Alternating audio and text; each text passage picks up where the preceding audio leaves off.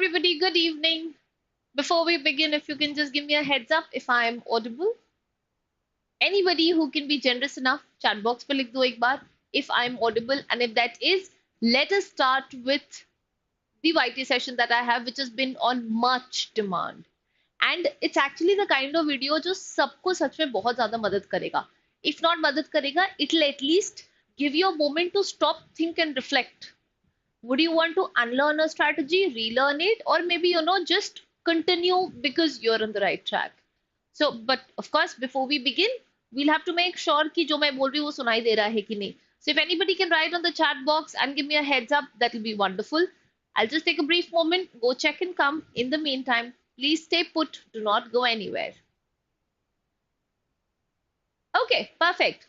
Now that I'm audible, let us begin with this, like I said, much on demand session that I've gotten onto. Now, the beauty of, such sessions is the fact that it is something that I know you want. So it's not going to be unhelpful. It is rather going to be something जो आपको बहुत ज़्यादा मदद करेगा. And as you can of course see on the screen, the topic that we have today is OMR filling strategy, the right way or the regret way. So a lot of times क्या होता है, हम लोग answers तो पूरे mark करके आते हैं. We are so confident, we feel so happy, only to realize at the end एक छोटा सा blunder हो जाता है, एक छोटा सा misstep हो जाता है, wherein एक bubble की जगह दूसरा bubble हो जाता है. So all of these little things also can be quite a deal breaker when it comes to how your selection is going to be, or when it even comes to basically mock में कैसे perform करना है. So today we are going to bust all of these possible raging popular OMR filling techniques, figure out which one is good, which one is bad, सबके pros and cons को weight करेंगे. We're just not going to outrightly strike, one to be the right and the other to be wrong. We're going to see efficiently, effectively which one works. We're going to see which one suits for us, because to each his own. I've been saying this in every video. CLAT is not about one shoe fits all strategy. It is to each his own. So you will have to see what works for you. And for that, you will really have to start on a technique. And also, please remember, guys, doing it in one mock or two mock does not become the decisive index for it. आपको उसको कम से कम 4 से 5 mocks में लगाना पड़ेगा, externally practice करने पड़ेगा, only to be able to see. Because जब हम लोग mock देते हैं, so there are a lot of externalities that that come to play. It could be your luck, it could just be your lucky day, or it could just be a bad day also for that matter. So all things set aside, all things put in place, there are a lot of things that happen which make the procedure complete. So please make sure that if you are starting on a strategy, so if you step pedal on something, make sure that you at least try it for a couple of days before resigning from that technique altogether or inculcating it altogether. And with that, let us begin. Now, avoid the biggest OMR blunders and master the best strategy. That's what I'm here to help you with. So to make it more relatable, what I've done is मैंने अपने हिसाब से समझ के एक horror scenario भी डाला है. That is, what could actually go wrong for you to be able to know. Let's see. You have solved the paper like a pro. आपने बहुत ही ज़्यादा अच्छे से ध्यान से you have gone and solved the paper. The confidence level is 100. But then, bam! You realize that आपने bubble गलत mark कर दिया है अपने OMR का. And while you know that you could have done a very good job, what has happened is the answers have all gone wrong. At the end of the day, please understand, it is not what you mark in the booklet that matters, it is what you mark in the OMR that matters. So let's explore the OMR strategies, the pros and the cons, and actually have a real life experience to what and how it should be. The first strategy, after every question. So the first way a lot of people I've seen go is they mark after every question. So here what they tend to do is they finish the question here and they go and mark it straight onto the OMRs. Now, no risk of missing question, that's a plus. आप एक एक question के बाद उसको लगाते जाओगे, so you can, tally every question. So you know for a fact that you're not missing, you're not going to be jumping onto any of the questions. No last minute panic, because it is only the number of questions that you've read would you be marking there. So there is going to be no last minute panic, whereas the people who have a lot of OMR to be filling in begin to start getting, very jittery towards the end, thinking what if they don't have time or thinking if the time runs out. Sorry. Now, what are the cons? It is time consuming. After every question, when you go about by marking, it is going to distract you. It is going to break your flow. You're going to take a moment, be it a 5 second gap, which is okay. You're going to take a moment to be able to see, tally, then go back. So this distraction sometimes takes a lot of toll onto ensuring that how exactly are you going to come back. Breaks your momentum, something that we just discussed. Your attention span should be undivided. If that is something that is being attacked, it could really be a big time problem for us. For example, a horror story. A student got so focused on bubbling each question immediately that they lost track of time and couldn't attempt the last 10 questions. Because when you mark it so diligently and after every question, it takes time for you to, come back to that zone. And all of that you don't realize. But these little seconds tend to take up a lot of your time, which ultimately affect the execution on the paper. Let's try the second, after every passage. So then we have another chunk of students who tend to do it after every passage, that is after every 5, 6 questions, whatever be it. What are the pros? It maintains the flow, which is of course good. You're not distracted, you are in the game and you are on with it. So there is nothing that is going to divide your attention there. It's faster than per question method, of course, because every time you solve a question, go on to the OMR, mark, and then come back, it's going to take some time. It might just take about a second or two, but you add it, it's going to take about 10 to 12 seconds extra.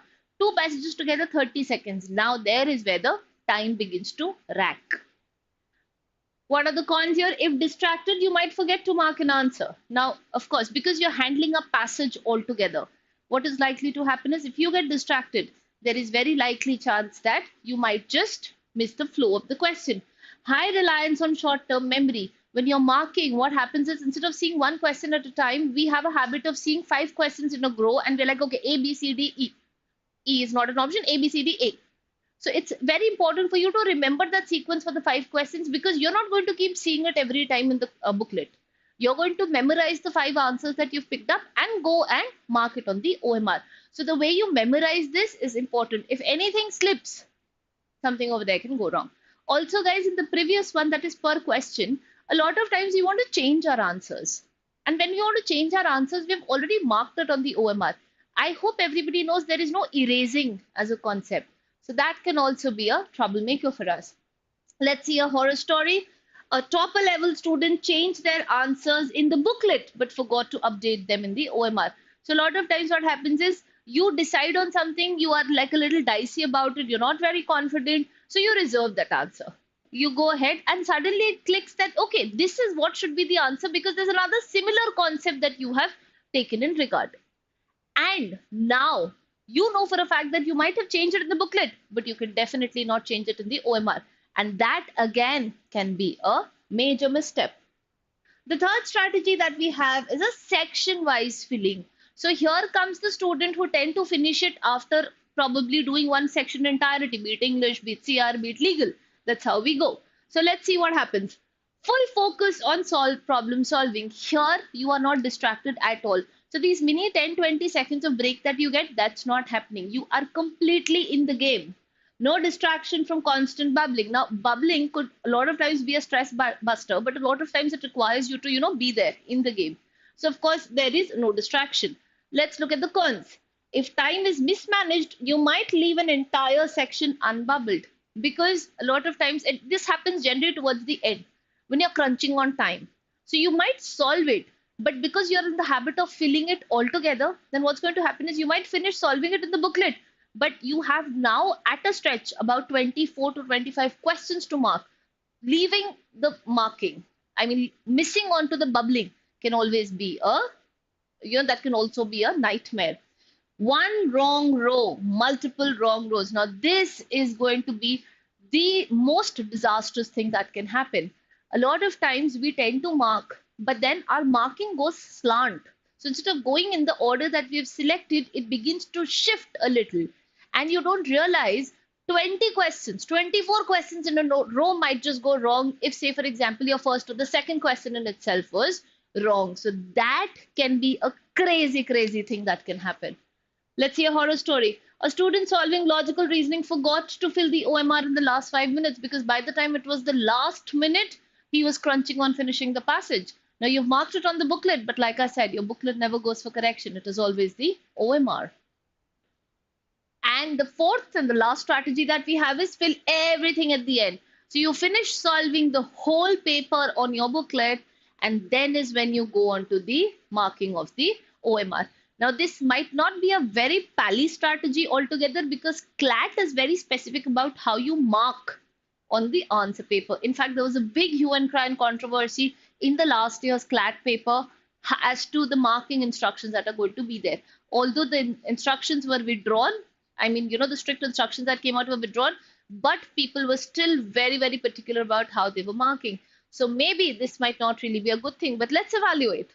Maximum speed while solving, of course. Now, there is nothing that is going to distract you. You've kept the OMR aside. There is no constant bubbling that has to be done, no minor fidgeting that has to be done. You're in the game altogether.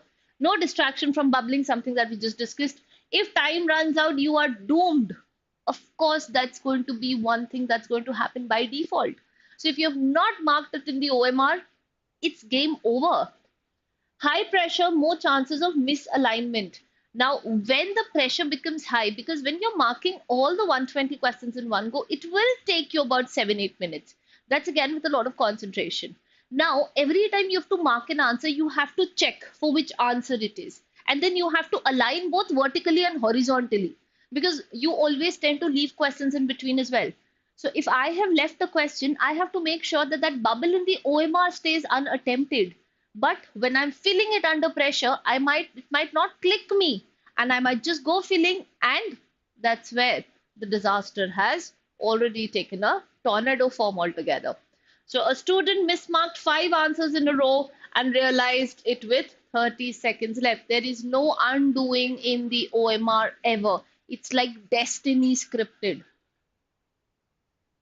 Some worst OMR blunders that we often tend to do. Shifted marking disaster, which means misaligned answers for 30. Now, shifted marking simply means instead of marking on one, you tend to mark it on the other one. And from there, you continue only to realize 20 questions later that this is what has happened. It's doomsday. Ink smudge tragedy. Now, we know for a fact that gel pens are not allowed. I hope you are also aware of that instruction. Starting today, guys, be it solving your reading comprehensions, be doing any practice, please start doing it on the OMR. The better you have compatibility with the OMR, it's going to work for you. If you keep the OMRs only to the mocks, you will not have a very good practice with it. So make sure that you have an OMR, you've gotten about 100 photocopies of it done, and use the OMR left, right, center. That's how it should be. Double bubbling dilemma. 2 options filled, automatic wrong answer. Now, a lot of times what also happens is you tend to mark one, but then we have a habit of crossing it and thinking that we are going to mark the other one and the OMR is going to be accepted. No. The OMR works on a strategy. It works on an automated technology wherein the bubbling ensures that the light does not pass. So if the light is not passing, your answer gets captured.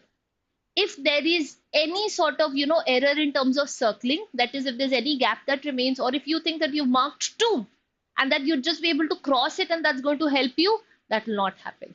So please make sure that you are marking it neatly till the rim of it and all things inside. So no gaps need to be left at all. Right. So what exactly is the best strategy out of the lot? So there are 2. You can either go passage-wise or you may go section-wise or you may go about 15 questions at a time.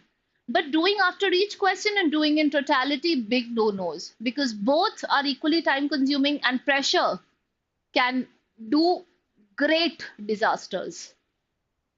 Always keep a verification buffer. Please make sure that you have time to be able to check how and where your answer seems to be.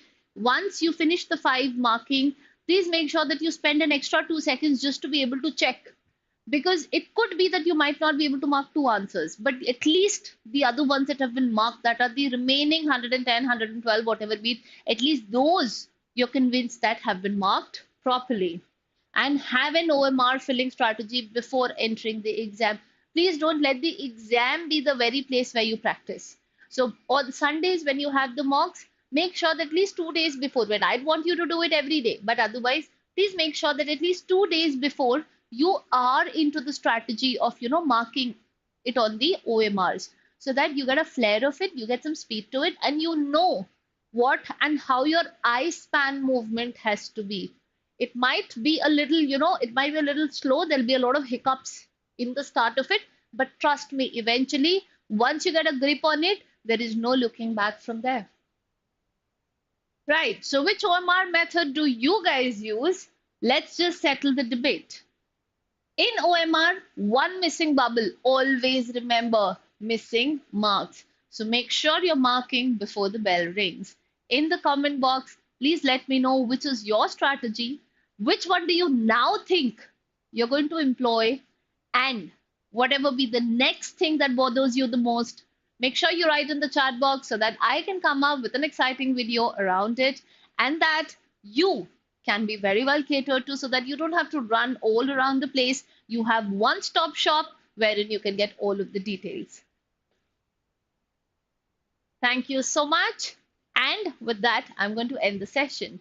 If you really like the session, you know what to do. All what you have to do is hit the like button, share it with like-minded friends who are also struggling to figure out what should be the best strategy for OMR. And like I said, whatever be the next thing, please make sure you write in the chat box so that I can come and help you. Have a great day, everybody. Get your strategy in place. See you.